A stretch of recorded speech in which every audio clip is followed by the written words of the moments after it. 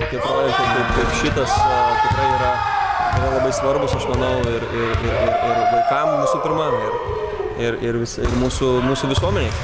Tai prisidėti prie tokio projekto tikrai yra labai malonu ir jo labiau būti išrinktų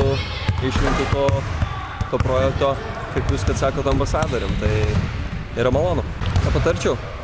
Niekada nenuleisti rankų, matot, čia ganėtinai sudėtinga turbūt pasakyti, kad visi skirtingai turbūt užaugę ir tikiu, kad gal mano vaikystė nebuvo, kaip pasakyti, tokia sudėtinga kaip gal kitų vaikų, tai ganėtinai sudėtinga būtų kalbėti ir aš tik tai galėčiau palinkėti pozityvumo, optimizmo, tikrai stengtis siekti gyvenime ir nenuleisti rankų ir tada, kai nesiseka, nes mažame amžiuje, ta prasme, tų kaip pasakyti, tų pralaimėjimų gal dar jie nėra tokie dideli, bet jie yra labai skaudus, nes vaikai visai kitaip išgyvena ir sakau, aš tik tai džiaugiuosi, sakau, kad esu šitame visame projekte ir labai linkiu daug sėkmės.